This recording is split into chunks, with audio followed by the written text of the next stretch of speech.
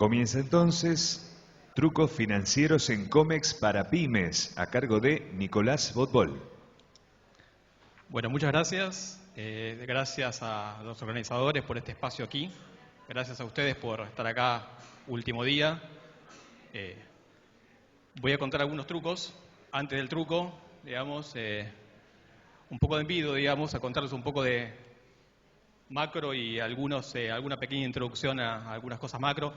Ya tuvieron 2 charlas a lo largo de estos días sobre algo de macroeconomía, así que lo que voy a hacer es básicamente lo mínimo indispensable, apoyándome en los colegas que charlaron del tema.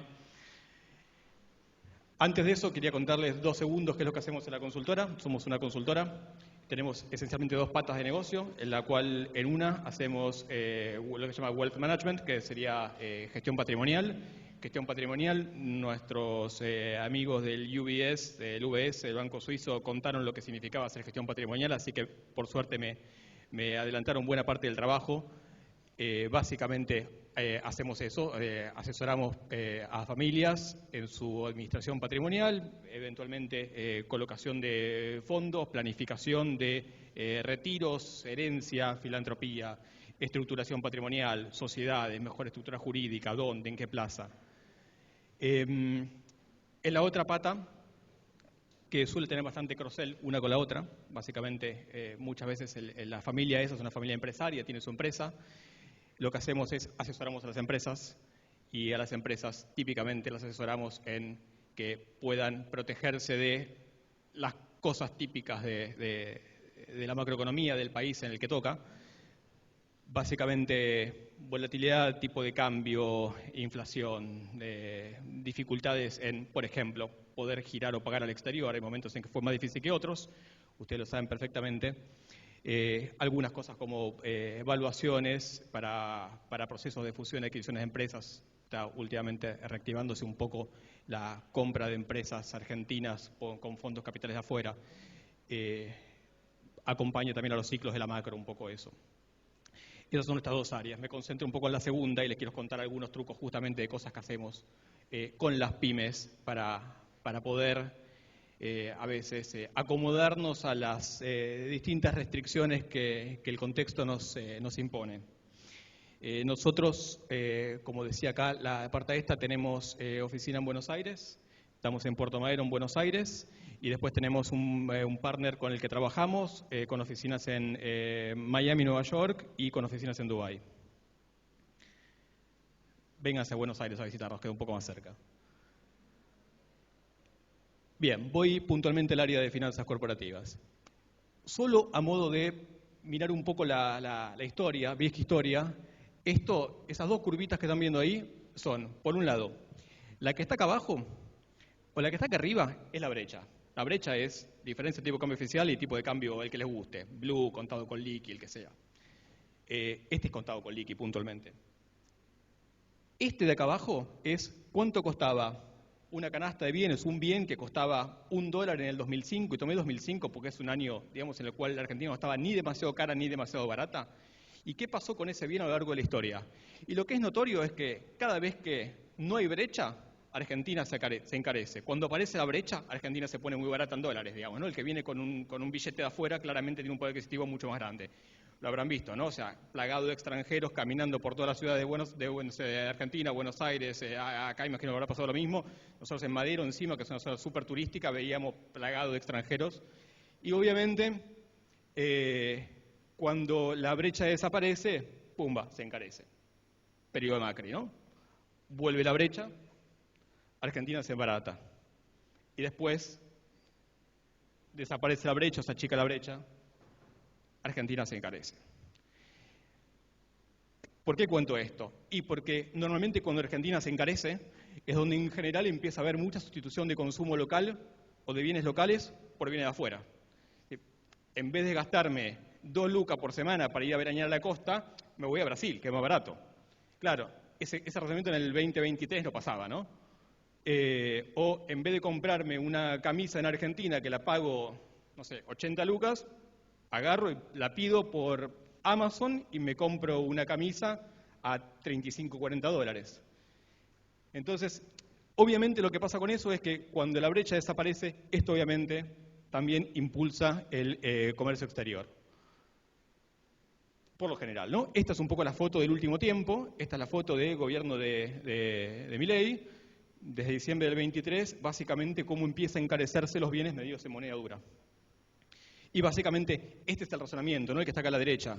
Unificación cambiaria de apertura, en general inflación en dólares, en general más IMPO y en general más Expo. Exportación también, ¿no? Porque el sinceramiento cambiario lo que hace en general es que tengas más incentivo a exportar. Si lo que vas a exportar te lo van a liquidar a dólares, pero los dólares te lo van a liquidar en pesos y los pesos van a estar a tipo de cambio barato, tu incentivo como exportador es menor. Entonces, en ambos casos, tanto para la IMPO como para la Expo, efectivamente, unificación cambiaria suele ser un motor de comercio exterior, en ambos casos.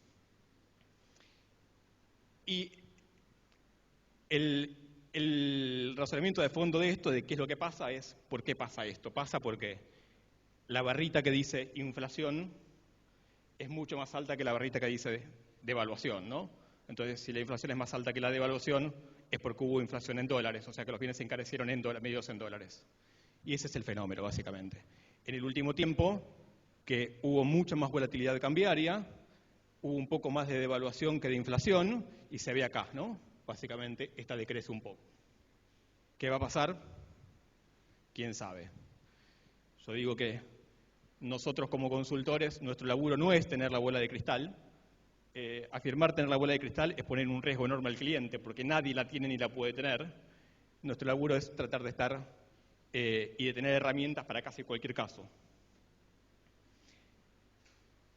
Esto es lo que les contaba recién, básicamente. Cuando no hay brecha, en general, IMPO y Expo suben. Cuando aparece la brecha, bajan. El sombreado este, que no sé si se ve bien, son los momentos en que hubo brecha, o sea, tipo de cambio cepo, básicamente. Acá de vuelta con macro un poco de repunte, y acá parece que hay una excepción, pero en realidad lo que hubo, en esa excepción, es que si uno hiciera un cálculo de cuáles fueron las importaciones genuinas, y sabemos a qué nos referimos con importaciones genuinas, hubo mucha sobreimportación de bienes no tan genuinamente importados o de sobreprecios en las IMPO, básicamente, que eran los incentivos que había de rublos varios para poder girar dólares baratos fuera. Entonces, si uno hace la de importaciones genuinas, da algo así. El acelere al final es siempre porque, claro, cuando uno sabe que la brecha se va a acabar y que metamos todas las IMPO que podamos antes de que se modifique el tipo de cambio, ¿no? Es esa escalada del final.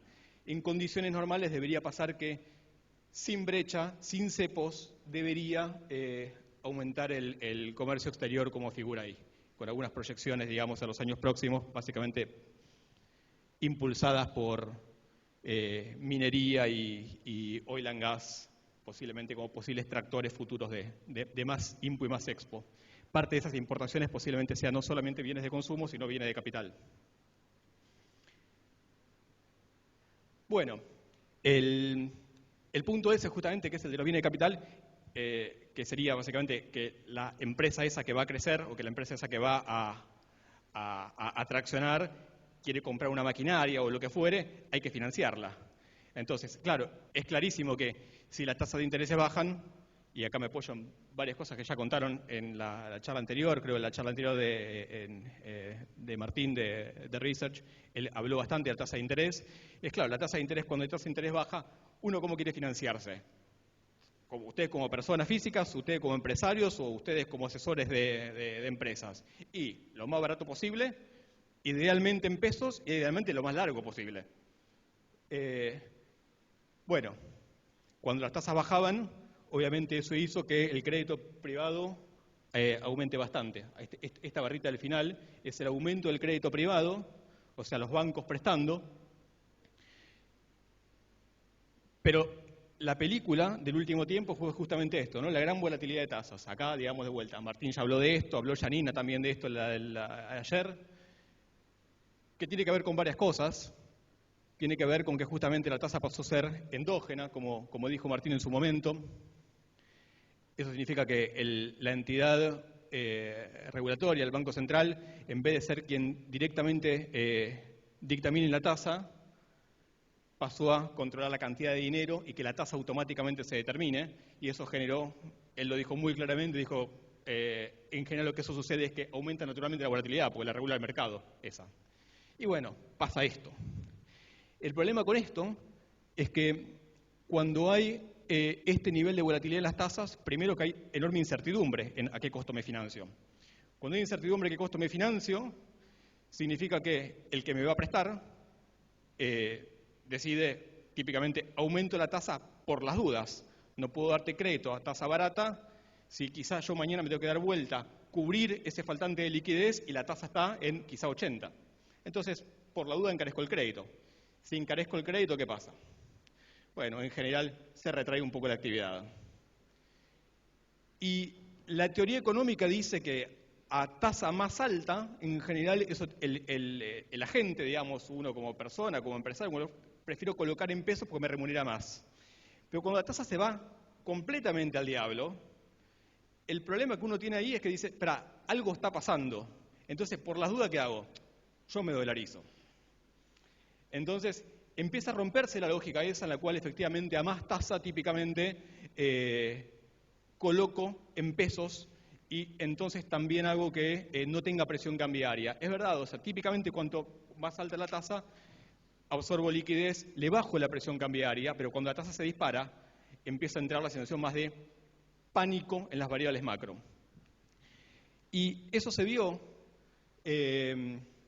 acá yo tenía una pregunta que era, antes de pasar al eso se vio, era, ¿y qué pasa más adelante? ¿Qué va a pasar con esto? O sea, ¿el crédito privado va a seguir aumentando o el crédito privado se va a retraer? Y va a depender un poco de cómo continúe la película acá. Y ahora voy 2 segundos en qué pasa con eso. Esta fotito, este diagramita, que me parece visual y quizá me puedan seguir, esta fue la tasa a la que colocó, a la que tomó el gobierno y el plazo el que tomó. ¿Uno qué quiere de vuelta? Idealmente, cualquiera, financiarse lo más largo posible, lo más barato posible. O sea que cuanto más para abajo a la derecha sea, mejor. Cuanto más para arriba a la izquierda, peor. Y bueno, a partir de eso empezó a suceder que justamente a partir de junio, ese punto de inflexión, empezó a suceder que cada vez nos íbamos más para arriba, más caro y más corto. Eso genera incertidumbre justamente para el gobierno mismo, pero obviamente eso se traslada y obviamente todos los agentes de la economía empiezan a tener la misma dificultad, ¿no? Encarecimiento del crédito y menos previsibilidad, o sea, más corto. La última licitación, la de ayer, o sea, la de anteayer en realidad, bueno, un poco fue en la dirección que uno desea. La que uno desea para que el gobierno se financie lo más barato posible, para que eventualmente los agentes económicos, los bancos, digamos, también, y que eso se pueda trasladar y que eventualmente uno como empresario también pueda recibir, tener opción de créditos más baratos. Efectivamente, el plazo se pudo extender un poco y un poco más barato. Por supuesto que esto fue post-elecciones, ¿no?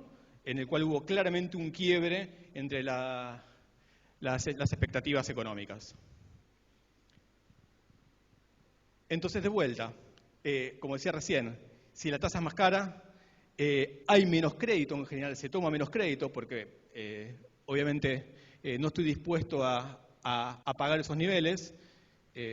Lo relevante ahí en realidad es la tasa real y eso redunda en que menor producción y menor eficiencia y en general en menor producción doméstica también. Entonces, ¿por qué cuento esto? Obviamente cuento esto porque lo que uno va a buscar como consultor siempre es poder conseguir cómo hago para hedgearme de tasas, o sea, cómo hago para protegerme los aumentos en las tasas y eventualmente en la tasa real y eventualmente en la tasa media en dólares también.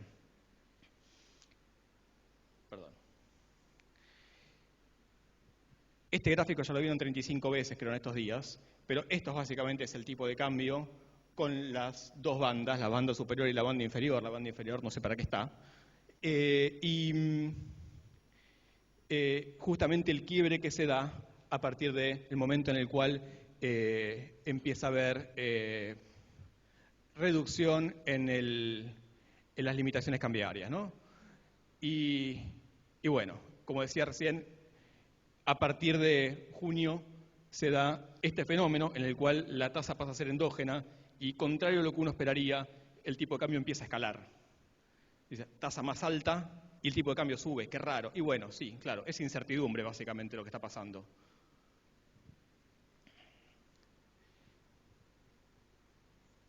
No sorpresivamente, en el último tiempo lo que uno ve, estos son los depósitos en moneda extranjera y pesos. Y los depósitos en moneda extranjera empiezan a aumentar. Y claro, si las agentes empiezan a dolarizarse, la presión cambiaria que uno ve es finalmente agentes dolarizándose, uno se dolariza, eso se ve en algún lado, aumento de los depósitos en dólares. Entonces empieza a haber más dólares en los bancos, empieza a haber relativamente menos pesos en los bancos. ¿Y qué hace la entidad monetaria? Claro, no controla la tasa directamente. No podía el Banco Central tampoco intervenir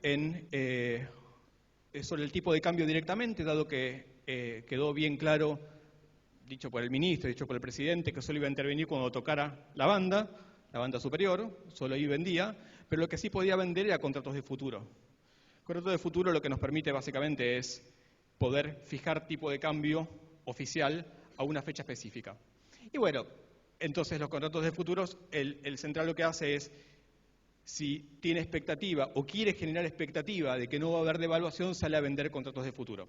Y lo que uno veía era que a medida que iban pasando los meses, la cantidad de contratos que el central iba vendiendo eran cada vez más necesidad de poder mostrar que tenía control sobre el tipo de cambio.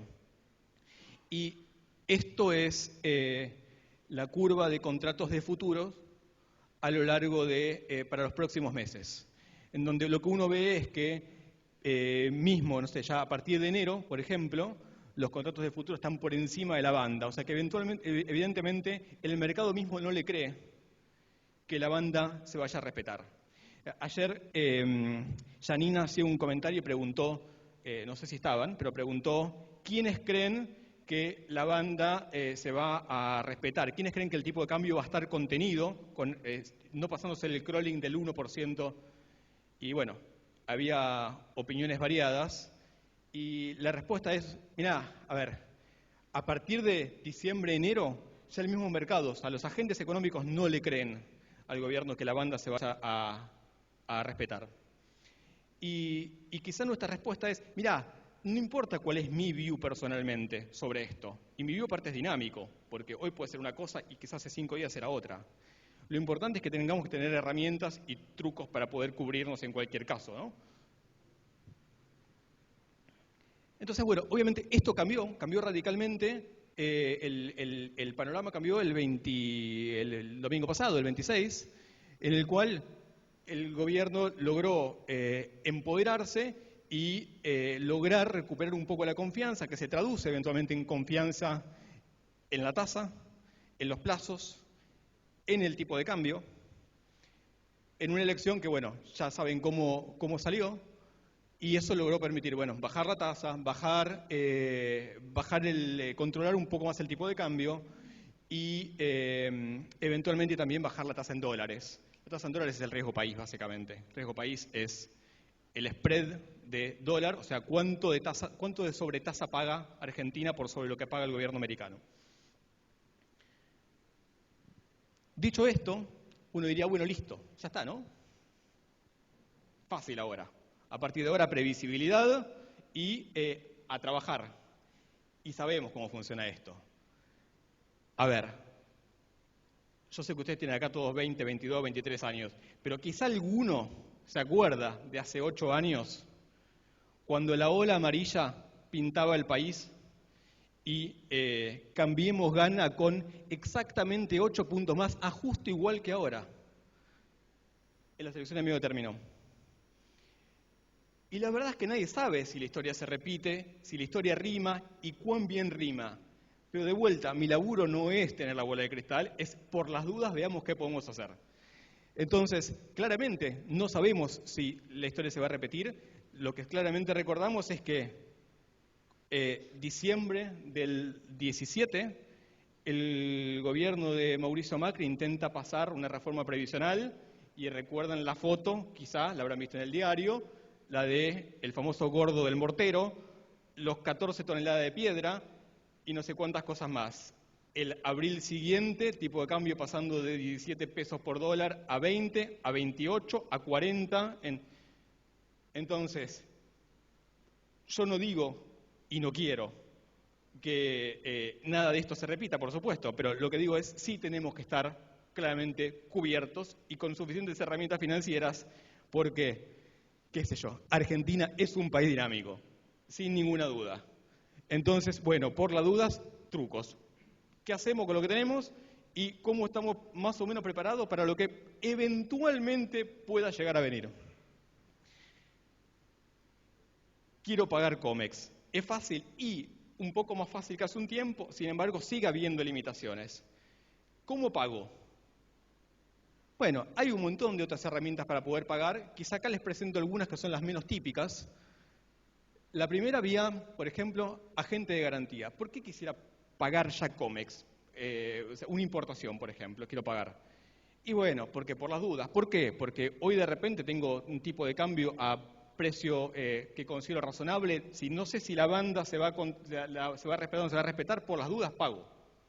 Bueno, el por las dudas pago, ¿qué significa? Bueno, estas tres opciones, por ejemplo, para poder pagar, quizá el ejemplo más interesante es que tenga que hacer un adelanto, en el cual a veces tengo más dificultades para poder pagar. Bueno, puedo pagar vía, por ejemplo, agente de garantía, o vía trader, o vía cesión de deuda. Son tres mecanismos que tienen cada una su ventaja y su desventaja. Vía agente de garantía, básicamente lo que es que una sociedad de bolsa, una LIC o alguna entidad que tiene presencia local, regulada, tiene además una contraparte exterior y lo que hace la contraparte exterior es la que le paga al proveedor. ¿Cuándo le paga al proveedor? Le paga ahora. Agarro, pongo los pesos equivalentes a la importación que tengo que hacer al tipo de cambio contado con liquidación, pongo los pesos esos en garantía, esos pesos se me congelan a tipo de cambio contado con liqui. Si puse, por ejemplo, el equivalente a $100.000 en pesos, cuando me devuelvan la garantía me van a devolver el equivalente a $100.000 en pesos, con lo cual no tengo riesgo cambiario con mi garantía. El agente se da vuelta y ese es el que le paga al proveedor. Cuando le paga al proveedor, el proveedor recibe el pago, quizá ahí empieza a preparar la mercadería, la gira, la manda, digo, y recién ahí, cuando el central me autorice a poder hacer el pago a través del MULC, en ese momento giro, y sí, giro de vuelta. Entonces, bueno, por eso dice justamente esta que tiene riesgo proveedor, es verdad, al proveedor le pagué 2 veces, necesito que el proveedor me la devuelva. Algunos de ustedes o de sus clientes tienen una relación con sus proveedores hace cientos de años, con lo cual no tendrán ningún problema en que el proveedor les devuelva. Hay algunos países en los cuales no tiene que ver con la confianza con el proveedor, sino tiene que ver con las restricciones propias del país. Por ejemplo, con China, que es muy complejo, es muy difícil que el proveedor te devuelva la plata que le giraste antes como adelanto, o sea, como adelanto que era un pago total en realidad. Entonces, para ese caso a veces aparece esta figura, que es más interesante, que es la figura del trader. La figura de la trader es básicamente, en vez de que tenga la misma sociedad de bolsa de un agente exterior, que es el que le paga al proveedor, directamente la trader es la que va a recibir después el pago por MULC. Todo el principio es idéntico, solo que cuando luego tengo que hacer el pago que me autoriza el Banco Central, se lo hago directamente a la trader. ¿Cuál es el problema? A veces no se puede.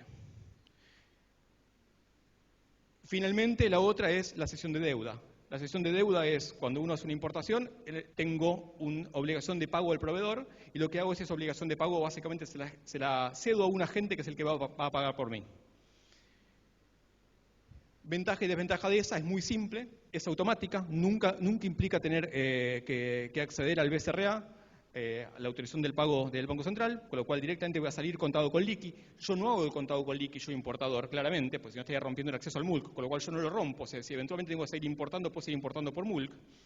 Pero lo hace la entidad financiera y, bueno, es infinitamente más rápido. Obviamente no tengo que esperar para hacer una segunda parte. No requiere garantía, claramente, porque en el momento en el que pago y se terminó. Si quieren, desventaja de esta es que el tipo de cambio del que pago es contado con liquidación. Hoy, la verdad, es que con un spread de 3 puntos, medio que no importa. Pero en algunos momentos en que el spread era un poco más grande, quizá había 10, 12 puntos, ni hablar cuando había 70%, por supuesto esta convenía menos. La otra opción, obviamente, es pagar con dólares propios. Y me van a decir, yo no tengo dólares propios. Bueno, fabriquémoslos. La manera natural de fabricarlos, ¿cuál es? Bueno, hay varios mecanismos. Quizá la más simple es, un ejemplo que deben conocer es el de los bopreales. ¿Lo tienen en mente eso? ¿Cómo funcionan los bopreales? Esos son bonos soberanos. En general los bonos suelen ser emitidos por el Tesoro, en este caso el bopreal es el Banco Central, o sea, el deudor es el central, con lo cual eventualmente ahí hay un riesgo de crédito menor, técnicamente. Finalmente son dos bolsillos de la misma persona, ¿no? Pero es verdad que el central no tiene historia de defaults y hoy el Banco Central está un poco más saneado, pero al margen de hacerlo con los bopreales, que serían estos bonos, uno puede hacerlo con casi cualquier instrumento del mercado de capitales que finalmente venza y pague dólares, casi cualquier instrumento, no cualquiera sirve. Por ejemplo, una manera de hacerlo es, imagínense que una provincia, un ejemplo es, la provincia de Córdoba, por ejemplo, tiene una emisión de deuda que se llama CO21, ¿no? CO21, que vence ahora en diciembre, creo que el 10 de diciembre, y que paga el 100% de lo que le resta pagar. Agarro los pesos, me compro el bono de la provincia de Córdoba con pesos, espero que llegue el 10 de diciembre, la provincia de Córdoba me deposita los dólares en la cuenta, porque el bono es un bono en dólares, y además es un bono en dólares cable, o sea que es en dólar divisa directamente. Ventaja de eso es dolarizar la cartera. Desventaja de eso, y bueno, esperé de acá al 10 de diciembre. ¿No quieren esperar? Vamos al esquema de cesión de deuda, por ejemplo. Entonces, bueno, una herramienta, digamos, como para poder dolarizar fácilmente y respetando el acceso al MULC, ¿no? La normativa lo que dice es que yo no puedo vender un título contra dólares, pero no dice que no puedo cobrar un derecho de cobro que tengo. Claramente, el bono venció. Venció, lo cobré porque venció. Entonces me dolaricé básicamente por el vencimiento del bono.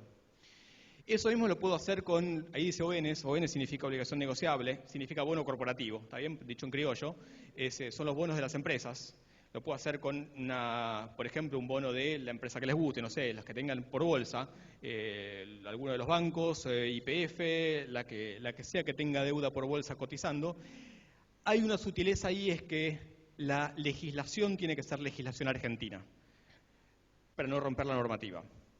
Entonces, bueno, hay que elegir meticulosamente varias cosas, que es una empresa emisora de deuda, con una deuda que esté por vencer pronto. Que esté por vencer pronto o que esté por pagar bastante pronto, porque no me hace falta que me pague el total. Quizá amortiza la mitad de su deuda y con eso me alcanza para generar los dólares que tengo que generar para poder pagar. Además de eso, que sea legislación local que tenga suficiente liquidez. Esas básicamente las restricciones que tengo para poder elegirlo. O nos preguntan y listo. Pero básicamente esa sería la fabricación de dólares a partir de pesos sin romper el acceso al MULC.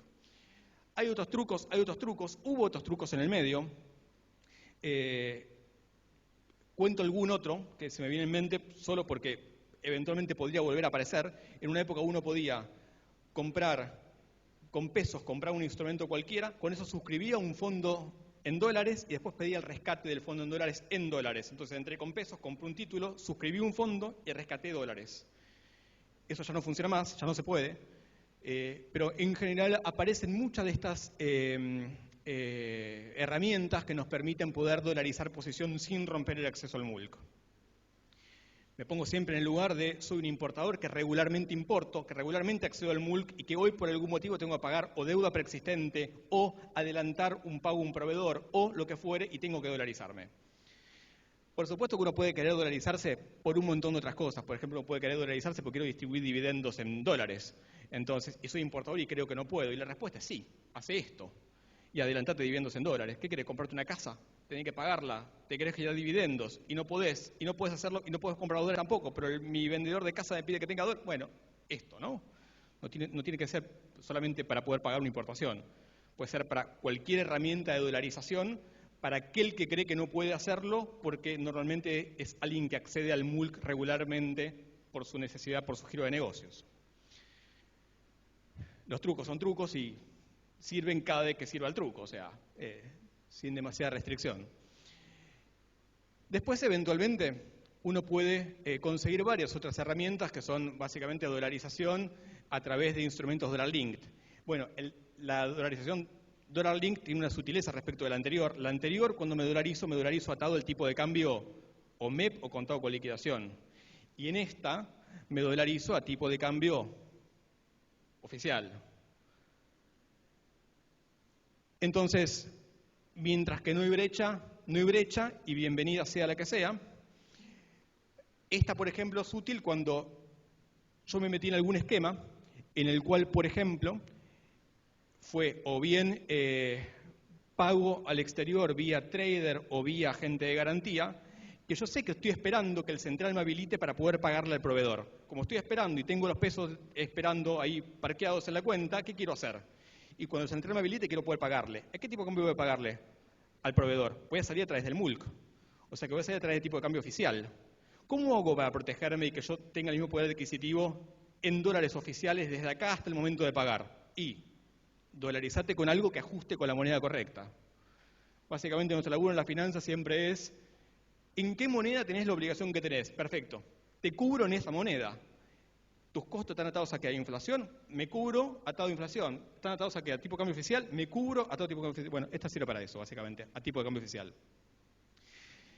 Y ahí aparecen un montón de herramientas y herramientas que me permiten poder hacer o bien cobertura directa de tipo de cambio oficial, por ejemplo, algún bono dollar linked, alguna letra dollar linked. Dollar linked significa eso, ¿no? Tipo de cambio oficial, atado a tipo de cambio oficial.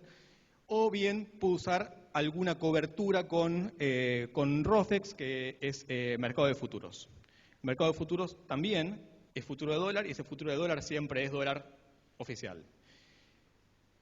Eventualmente hay quienes te dicen, mira, a mí lo que no me gusta de los futuros, y ya es una tecnicalidad, como le dicen en ese spanglish horrible, que es que el contrato de futuros tiene una cosa técnica en el medio, que es que todo el tiempo que están andando poniendo plata, compensando diariamente las variaciones del tipo de cambio, y es medio un dolor de cabeza. Bueno, algunos bancos, consulten con los colegas bancarios que hay acá,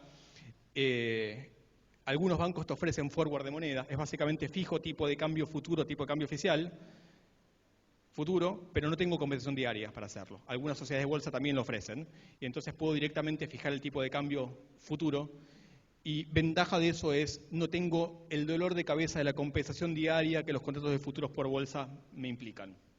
Suele ser útil, suele tener un sobreprecio, porque obviamente el que te otorga el contrato ese tiene que protegerse, es un poquito más caro, pero es un poquito más práctico.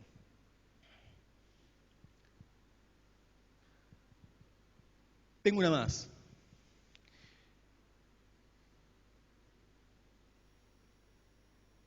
Respecto a los créditos, yo les mencionaba hace un rato que las tasas de pesos estaban enloquecidas. Quizá la última foto es que está un poco más tranquilo el mercado, pero de todas maneras, ¿a qué tasa están prestando en pesos los bancos? ¿Quién se anima? 60, ponele. Y si querés financiarte en dólares, tasas en dólares, yo puse el 8 porque el otro día cotizamos una línea de crédito y conseguimos al 8 y por bolsa conseguimos alguna línea al 8. Puse al 8, pero quieren poner el 10, pongo el 10. La verdad que el razonamiento no va a cambiar. Ahora, los contratos de futuros están en el orden del 25% de tasa implícita en el contrato. Entonces, ¿qué pasa si yo tomo crédito en dólares?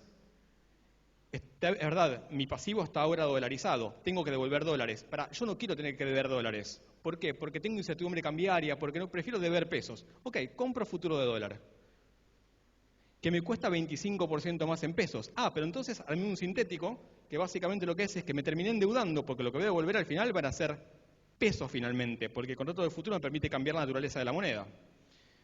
Entonces es como que hubiera comprado dólar futuro, ¿está bien? Entonces, con ese contrato le cambio la moneda y cuando cambio la moneda me da un crédito en pesos al orden del 35.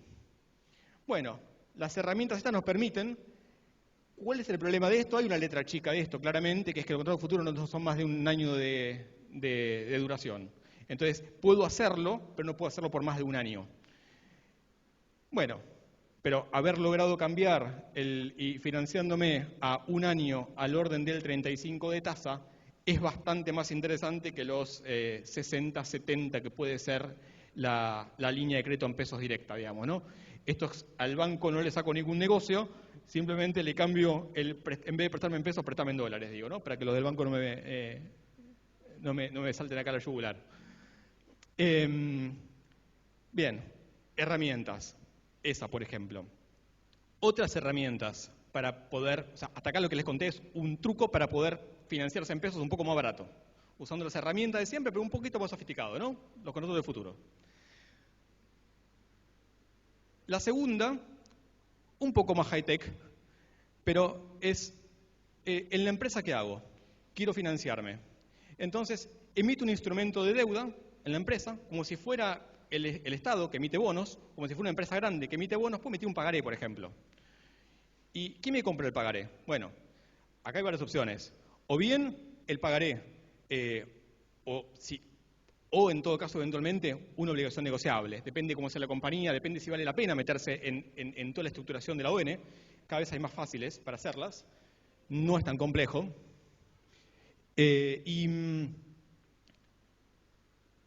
Entonces, usemos, por ejemplo, el pagaré como para ilustrar un ejemplo. Me quiero financiar. La compañía emite un pagaré. ¿Quién compra ese pagaré? Dos opciones. O me lo compra un tercero, cualquiera. ¿Quién va a comprar un pagaré en mi compañía? Bueno, si fui una SGR, la SGR me lo avaló, quizá consiga fácil una línea de crédito. De hecho, ese 8% es básicamente con una SGR, una línea de crédito en dólares con un pagarés. O bien lo puedo comprar quizá yo como dueño de la empresa. Esa es muy común, que lo que uno hace sea poder prestarle plata a la compañía. Habrán visto muchos de los empresarios o clientes de ustedes o ustedes mismos prestándole plata a la compañía. Esa de empresa pobre, empresario rico, es bastante común en Argentina. Si yo tengo guita en mi bolsillo, mi compañía no me tira un mango para financiar, no puedo pagar, no tengo para capital de trabajo, le presto yo a la compañía. Súper ineficiente porque cuando le presto a la compañía, si le pongo tasa, tributo a persona física por la tasa. Si le presto sin tasa, un desperdicio, porque la compañía podría haberse tomado el costo financiero en su balance. La ventaja, ¿cuál es? Que si lo hago por bolsa, yo, persona física, tributo cero, porque la ley de mercado de capitales dice eso, un instrumento cotizante por bolsa, comprado en el mercado de capitales, tributo cero, por eso, y la compañía el interés se lo toma como pérdida. Asimetrías de la norma, el fisco te regaló el 35% del impuesto, del interés que le pusiste al instrumento de deuda. Entonces, cómoda herramienta para poder prestar plata entre persona física y jurídica, en donde además de eso tenés un beneficio del 35% del interés puesto básicamente por una asimetría fiscal de la normativa. Bueno, creo que estas son básicamente las que le quería contar de este estilo. Luego, esa es la primera, básicamente. Hay un montón de otros trucos posibles. Todos, en general, van y vuelven un poco sobre las mismas herramientas. Yo pude haber usado alguna otra herramienta, por ejemplo, el segundo bullet dice colocar títulos en garantía y tomar caución. La caución en dólares, por ejemplo, ¿eso cómo funciona? En el mercado uno puede tomar una línea de crédito. Son en general líneas bastante más cortas.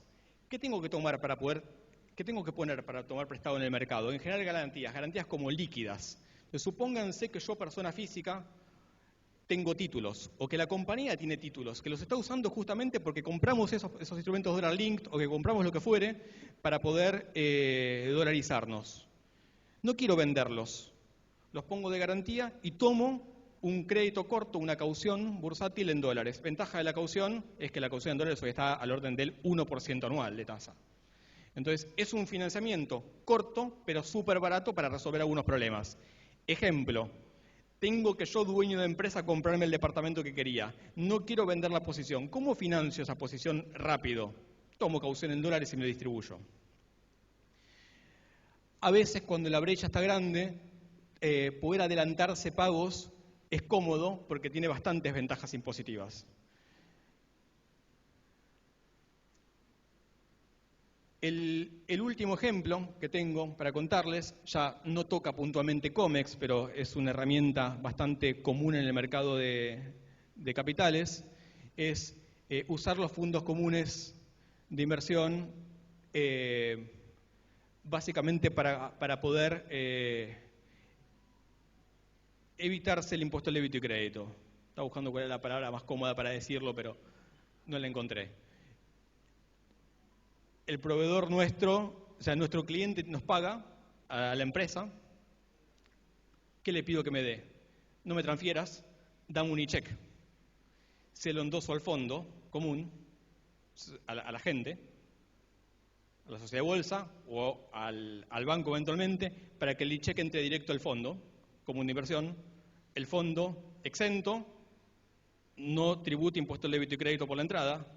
Quiero pagarle a mi proveedor doméstico, no claramente proveedor del exterior, proveedor doméstico, le pido a la gente, al banco o a la sociedad de bolsa, sacame un e-check por el monto exacto que necesito y se lo endoso a mi proveedor, sale exento, ¿no? Cero impuesto al débito a la entrada, al crédito a la entrada, cero impuesto al débito a la salida. Truco habitual, en general, perfectamente dentro de la normativa. El único requisito es que la plata esté parqueada en el fondo al menos 48 horas, 24 horas depende. Habitual. Todos trucos prolijos, bursátiles y como la norma indica. Pero obviamente aprovechar las eficiencias que uno puede conseguir hilando fino sobre las normativas. De mi lado, gracias. Espero que a algunos les haya servido. Si no, me escriben. Acá están los contactos.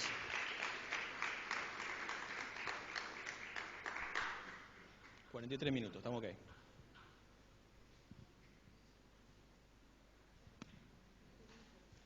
Dale.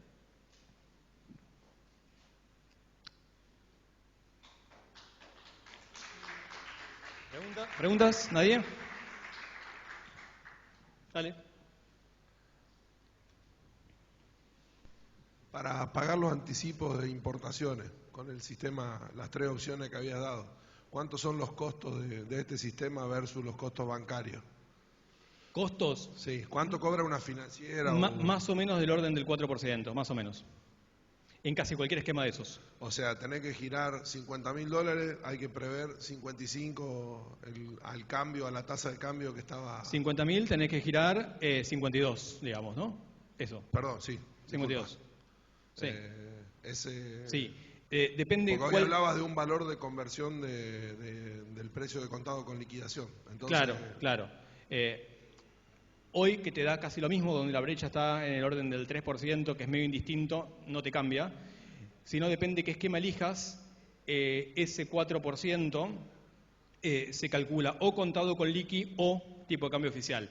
Hoy es irrisorio, porque estamos hablando de que es el 3% del 4%, o sea que es prácticamente nada la diferencia. Pero cuando la brecha era grande, había un esquema, o sea, el primero de todos, el de la agente de garantía, en el cual uno podía, el esquema de trader, en el cual uno podía ahí directamente pagar la comisión esa a tipo de cambio oficial también. Básicamente porque el trader es el que te factura. ¿Solo es para pago anticipado de importaciones o se puede usar para movimientos entre cuentas de las empresas entre Argentina Se puede. Y también puedes usarlo para poder cancelar deuda preexistente, por ejemplo. O sea, yo tengo una cuenta en el exterior de la empresa, regular, todo... accedo a través de este sistema para poder girarle dinero a esa cuenta y tengo que pagar ese costo.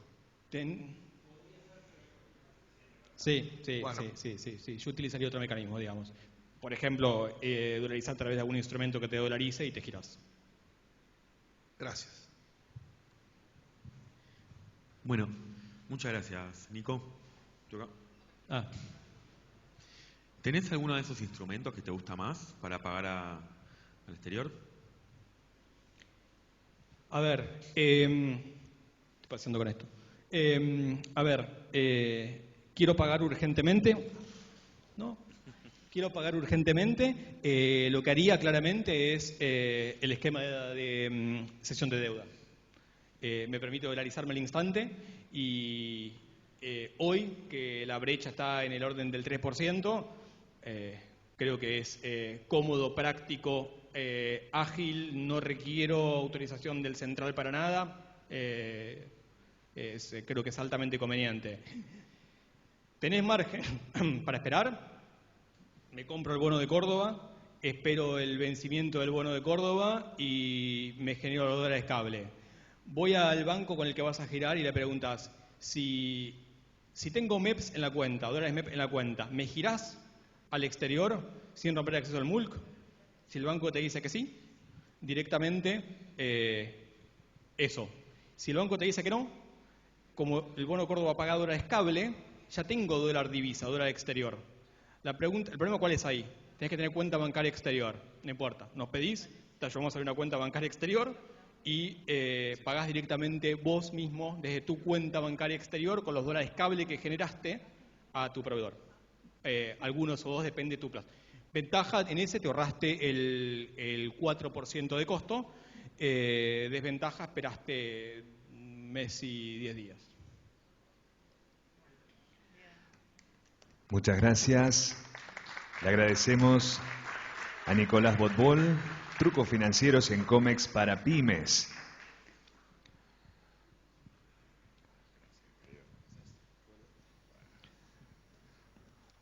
Anunciamos la próxima conferencia, Plataformas tecnológicas y su impacto en los negocios.